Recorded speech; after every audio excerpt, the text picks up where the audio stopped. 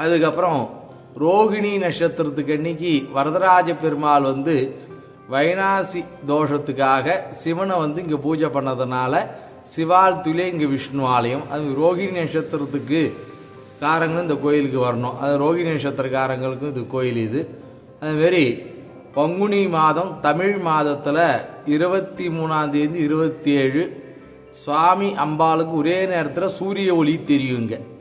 அது ஏப்ரல் 6ஆம் தேதியிலேருந்து 10ஆம் தேதி அந்த டேட்டும் மாறாது.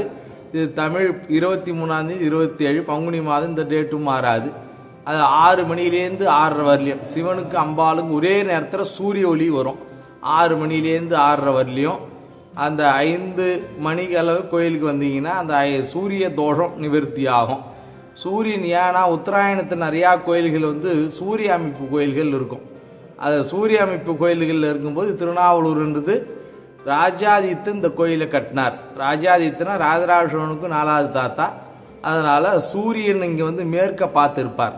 அதாவது சூரியன் இங்கே பூஜை பண்ணிருக்கார். அதனால் சுவாமி அம்பாளுக்கு ஒரே நேரத்தில் பூஜை பண்ணதுனால அந்த சூரிய அமைப்பு கோயில்கள் கட்டி கூட்டு போனார் ராஜாதித்தன்.